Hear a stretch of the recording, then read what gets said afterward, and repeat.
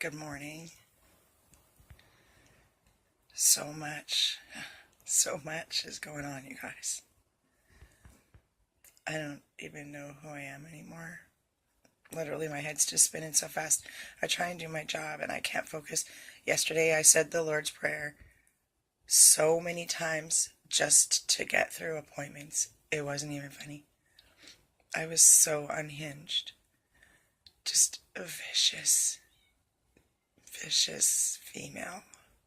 Completely out of balance, completely unfocused, just off the hook emotionally yesterday.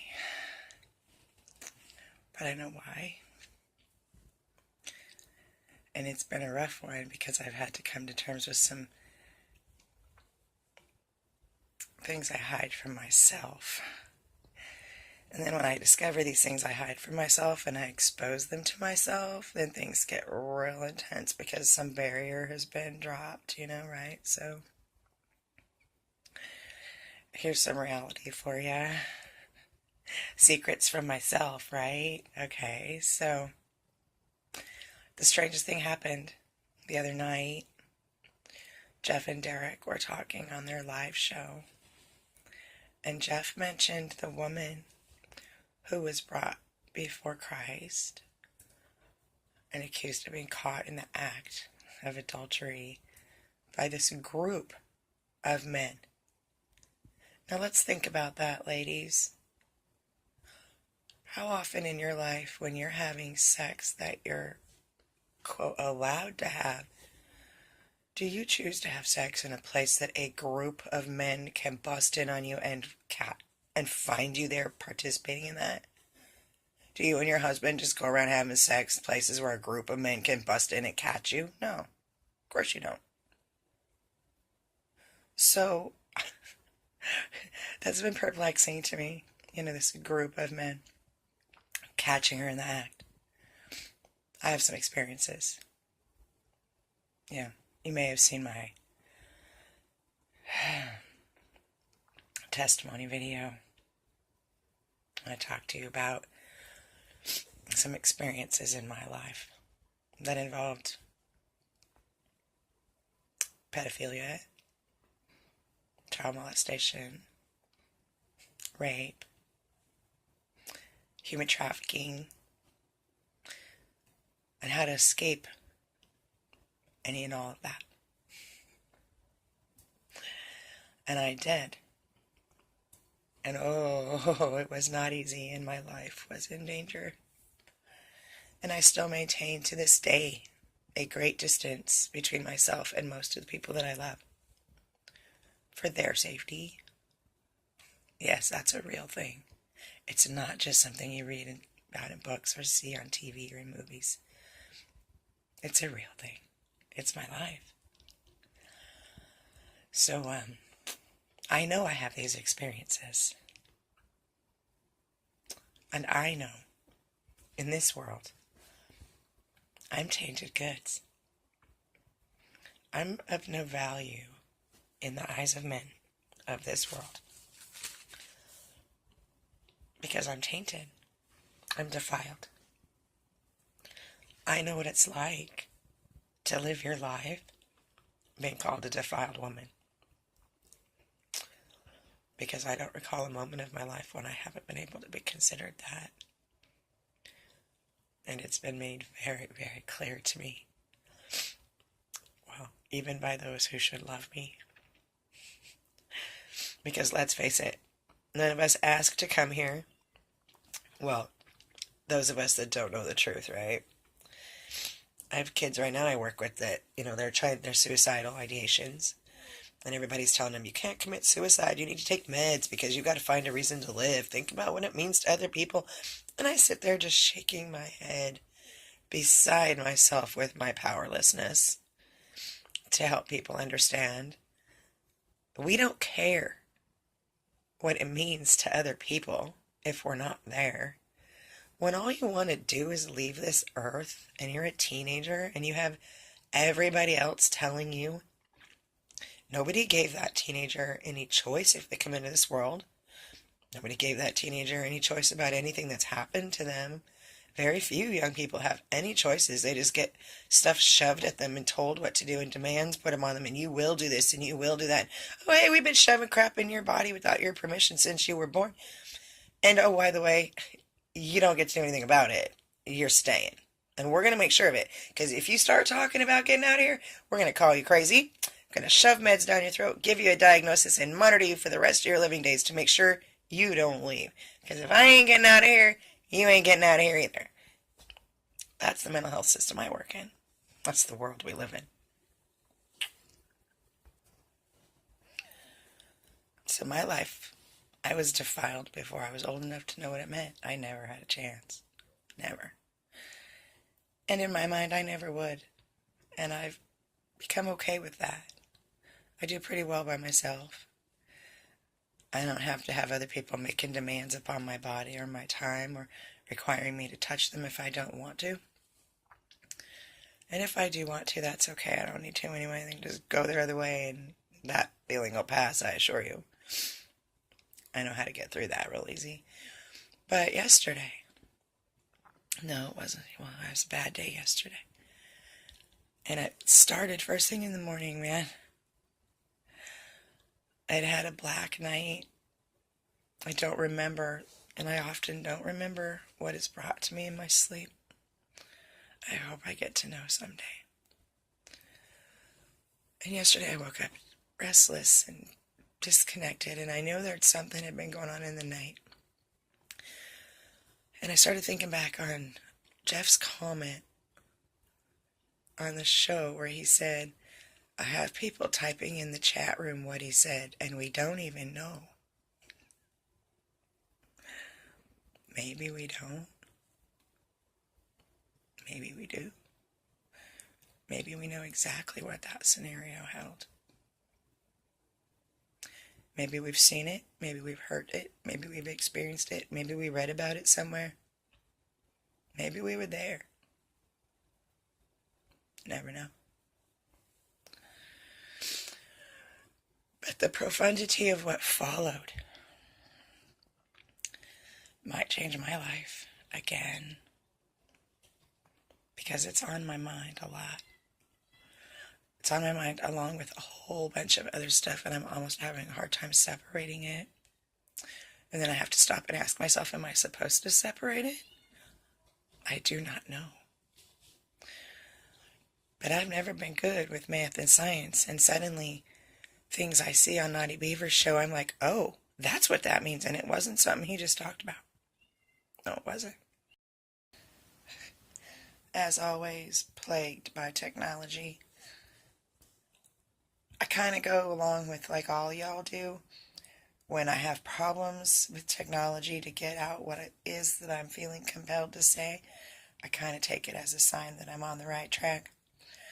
But after a while, when it gets too difficult, I kind of have to ponder me like, am I on the right track or am I blowing it? If I'm blowing it, something's going to, nobody's going to watch it. So, because if your guys are here watching this, you're supposed to. There's not a whole lot of us. I'm not out touting this channel to everybody in the whole world. I'm not asking people to send people over here, because we're doing some hard work here. Some of this that I'm sharing with you is incredibly private, and the only reason I have the strength to do it is because I have to. And when my Father speaks, that's a voice I try to always listen to, because it's the only one I've ever wanted to hear. Never really been into the whole praise Jesus. They couldn't convince me to do it. I didn't know why. They could not convince me to do it. I'm just like, no, that's okay. I've had a lot of that in my life. So I'm understanding things all of a sudden that typically I would not even understand. I've gone through my life not understanding things, just struggling, wanting to so badly. Hours invested trying to do it, paying for college classes over and over and over for the same class, because I wanted to understand it so badly, and I just couldn't do it. And now I'm being told, look at this, what do you see, understand this. And y'all, this is big stuff, like in the constellations and other prophecies and Stuff I have no business trying to understand. So far beyond my mental capacities. It's not even funny. I'm kind of stupid. It goes along with the brain injury and the trauma and all the other stuff that's been, holding me back and stifling me my whole life. My IQ number says, wow, look at that. But the application and the real world stuff, kind of dumb. That's something I deal with. I have plenty of people to remind me about it, I assure you. Yeah, I'm delaying because this is really a hard conversation. So Derek proceeded to tell Jeff the story of the woman brought before Christ, accused of committing adultery. They wanted her stoned. And I'm sure you guys heard a whole lot of stuff in that story. All I heard is Mary was trafficked, and she got out, and they tried to kill her for it. I know that scenario. I know that story. I know those names. I know that terror. And I've been reliving it for the last day and a half. Okay, well, probably closer to about a day. It was yesterday morning. I was making my coffee. And, boom. Mary was trafficked. They tried to kill her. She got out. Remember. What? That's right. I knew.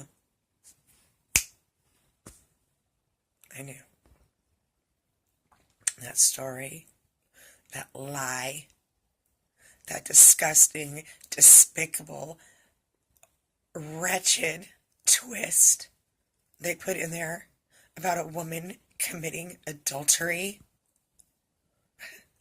That's the truth that men like to present in those situations, because it makes them feel better about the despicable people they've become. That moment, that was a landslide, landshed, whatever that word is, moment in my life. Suddenly, and I do mean suddenly, I had to deal with a whole lot of things that pride, ego, fear, and love have kept very, very far buried in me. And I'm telling you right now, this one's going to hurt a lot. Let's look at that story for a minute. Some important stuff in there is coming to me as I speak to you. As I pause to recompose myself, I get stuff for you. Uh-oh, it went away. Oh. I'll be right back. Who was the woman in that story? We weren't given a name. She was referenced as a woman. But we know that she later is referenced as Mary. And we learned that Mary is the name of the female office of the Christ. So when did she become Mary? And who was she before? Does it even matter? Despicable, vile men of this earth took that woman and traded her like money to fulfill their own value. They judged and criticized her. They condemned her. They talked poorly of her They cast dispersions upon her and her reputation and her abilities, all to take any guilt off of themselves. And then in their final insult, in their attempt to humiliate her and us, one final time before they ended her miserable life, they presented her to us. Us. We love. And they brought her to us. And they wanted us to kill her for them. They brought that woman to Christ to have him kill her and do their dirty work. That is the world we're living in. And that still happens to this very day. I still sit in court this week with a young woman to this very day. So we weren't fooled. They got exposed and they walked away with their tail between their legs, and she became Mary. That is awesome. But what's the lesson that's in it for us? Because there is a bunch of them.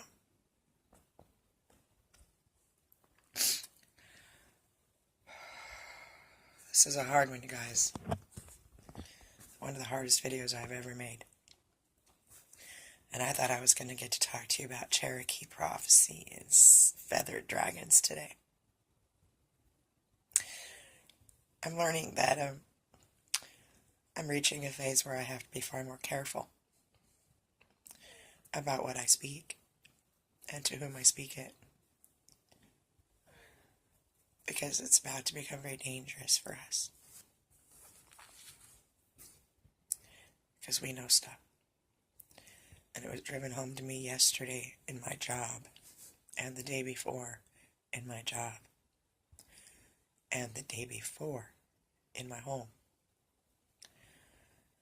They don't want to know what we know, and they don't want us talking about it, and they don't want it to become the norm. And when I say they, I'm not referring to some dark, unknown forces. I'm talking about the people right next to you. The most refreshing thing was having a client actually look at me and say, I don't want to know that. We're not going to talk about that. That's not going to impact my home. It was so refreshing. And I told her that too. That was the most refreshing conversation I've had this week. Thank you for your honesty. Changed the whole dynamic of that professional relationship. So I have to be more careful about what I say, how I say it, and what I release to you guys over YouTube. I might start doing some stuff on the family faith book thing that Derek built. I don't spend a lot of time there. There's a reason I'm not on social media, and that one is still, in fact, social media. In secular nor spiritual were not part of the reasons for my lack of participation in social media. However, as this evolves, we shall see. Yes, I am stalling. So, the lessons for me. I mentioned specifically 3 things. Pride. Ego. We'll start with those 2. See, when you've known your whole life, when everybody's told you, even your own daddy's told you, you're defiled, girl, no man's gonna want you. And you've also been raised, the only thing you're supposed to do is get married to have babies and take care of a house, because that's all women are good for. Oh, and don't forget your Bible. Don't forget to believe everything that those good men up there have told you, because that was something else I learned recently. The reason that I was molested as a toddler by people from the church was to make sure I didn't trust people from the church. So there was a reason for that. And it worked. I assure you, Father was spot on with that one. He's like, oh, that one's going to work. So it worked. I don't trust him. I haven't trusted him since I was 3 years old. Not going to start now, right? So, when you've spent your life being told you're defiled and you're useless and nobody will want you or love you, but that's all you're good for, you have to become very creative at finding your niche in the world and where you might be able to do something that somebody might consider okay. Because really, the life I was lived, I grew up in, okay was the best I could actually even dare to hope for. Was that somebody might find me to be tolerable or just okay. You know, she's okay. I can handle hanging out with her. That was as far as I knew, and sometimes it still is. That's the best I'll get. And I'm okay with that because, you know, defiled woman, right? Oh, this awakening has been cruel to me, y'all. The most beautiful cruelty. Technology. So when you grow up knowing that you're defiled and you're of no value for relationships, love, marriage, parenting, not to expect anything like other people get, you don't really have a lot of things to be proud of in yourself, right? My grades were never good enough. I was too stupid for science. I was too dumb for math. Words were not valuable because words just got me in trouble. I'm very good with words. I'm very good with understanding them and the nuances of them and figuring them out and placing them and choosing carefully inflections of tone. I'm very good with words because I've been damaged by them my whole life. People who didn't even acknowledge I was in the room damaged me with their words about me. But nobody valued my ability with words. Sometimes I swear to God I'm some form of serpent, archon, alien, freak because I can't create. Like, I'm not artistic. I tried to draw a brain for a project I was trying to do for you guys, and I couldn't draw the brain. I tried to do some rock painting, and I was so bad at it, but my colleague gave me this sweet little cool rock. You guys, I'll have to send you a picture of it because the synchronicity with some of this stuff and that rock this beautiful woman gave me is just amazing. Little blue butterfly on it. Tells me I'm a badass. It's awesome. Anyways, so when you're raised that way, you don't really have a lot of pride. When you're raised with no reason to have pride or be proud of yourself in the description that is provided for us in this world, in this era,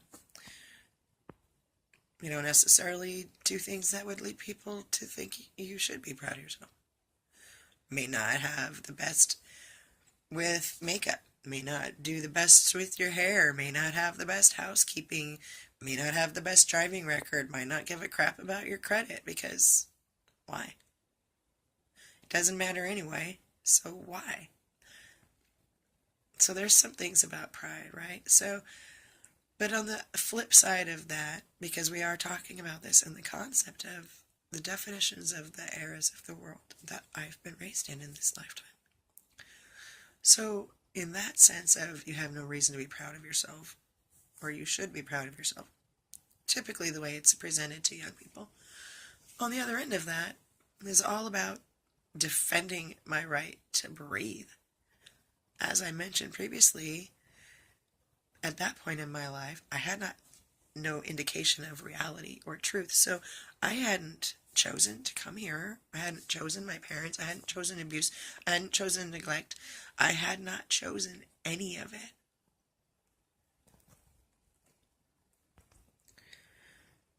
But yet, I'm being told I'm worthless, I'm defiled, I have no reason to have any pride. So from that developed a very, very huge ego. Me. Because I needed to get my basic right to be here need met. Much less the rights, the needs for love and acceptance. And I'm just so twitchy, you guys are so uncomfortable. So that developed a huge ego. Now we're talking about the definitions of these words in the context of the era and the times in which we live, right? Mom says, I'm so proud of you, or you have nothing to be proud of. So that gives us kind of a forming of that word in that time of our lives. Didn't have a clue what ego was until I went to college when I was 40. Yeah, I'm one of those. old people that went back to school late. Yeah, because I didn't get to have a life, right? So those were my twisted up definitions of pride and ego. And so I was on this huge drive to find a reason to be proud of myself. That's all that really mattered to me for like 35 years of my life. All that mattered to me was for somebody to be proud of me and me to have a reason to be proud of myself. How pathetic is that, right? And you know what's even more sad? None of us ever did. I know, right? None of us ever did.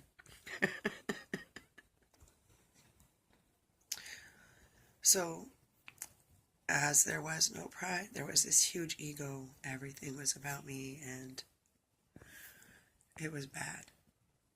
People would cringe when they saw me come in, turn and walk the other way. I don't have any friends, and I know that. And to be quite honest, it's probably better that way, because I would be too distracted to do all this hard work. And I spend my life encouraging other people to do the hard work just like this work. Well, not as deep or real. I can't. I've tried. They don't want to. It's exhausting to try to help people that don't want to be helped. They just want pills. They just want to be numbed. They want a patch. They want a quick fix. They don't want to change or invest. They want us to come in, slap some spackle on their kids, throw some pills at them so they don't have to get off their Facebook and everything is going to be fine. It's not the kind of counseling I provide. So, as you can imagine, things are heating up. That ego of mine, though. I think I had been watching Derek's videos. And when I say watching, there's a process I had. And it's less intensive now because I'm more mature at this point. But it was like 3 times through just in the first time. The first video post out, I the whole thing with my eyes closed, silently listening. Then the second time through with eyes open, watching and listening. And the third time through taking notes. I mean, the first 3 to 4 months, I think. It was that intense until, well, this stuff around June. Most of you know. No, most of you don't. Thankfully, we've got a bunch of new family members now, so hopefully there's only a few of us left that have recollection of that. Or in comparison to the volume of us. Shoot. So I was several months into Derek's videos before I started understanding the role that ego was playing in my life. The first time I recall hearing my parents tell me they were proud of me was the day I graduated from college. June 2012, y'all. 43 years old. Yeah. And I wasn't even proud of myself. In my mind, I did it to show my son a better way for his life. And that's all that mattered to me, was that I exampled to him. I didn't even actually realize what I had done for quite a while after that. Sometimes I still don't, because that degree is of no value in my job. But there was a reason for it. And it was significant and it was powerful. And I'm still learning from it. But that ego, that one was a hard one. And then learning, what these things actually mean. They say pride goeth before a fall. And pride is the deadliest of the deadly sins. And those were very hard for me to understand. And I'm going to remind you that I spent a great deal of my life alone and isolated with very little to entertain me. So a lot of my references come from Hollywood productions and television shows, because that is what Father had available in my life. I was entrapped. And you do what you can do, and you use what tools you can when somebody's trapped. So there was an episode of a TV show called Charmed, and there was these little glowing orbs that were considered to be the 7 deadly sins, and they had been released from this box, and somehow the sisters ended up with them, and the oldest sister ended up with pride, And in watching the scenarios unfold of that show and what was happening because of this pride, it was very clearly laid out to me what it means when pride goes before the fall. In its proper context, pride prevents you from seeing anything other than that which you perceive. So, if you perceive, I've got this, I don't need any help, it's going to go exactly the way I want it to, stay out of my way, and you don't change that perception, when there's this big, huge hole in front of you, and you can't see it because you're too close to it, and somebody says, hey, wait, stop, there's a hole in front of you, that pride says, no, there's not, I would see it, I don't need you, and you step right into the hole. Pride goes before a fall. I understood that instantly in the moment of watching that. So I started working on that a long time ago, but I didn't understand ego.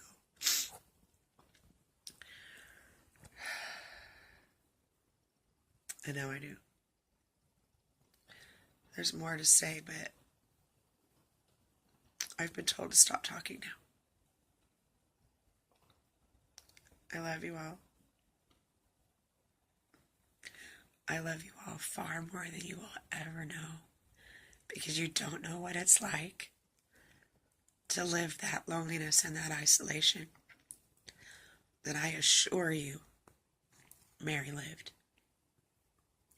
If Mary could escape, she got to be loved by Christ. She got to have a life. She got to experience love. Who knows, maybe I'll get to, right? Never thought I would. Never thought I would.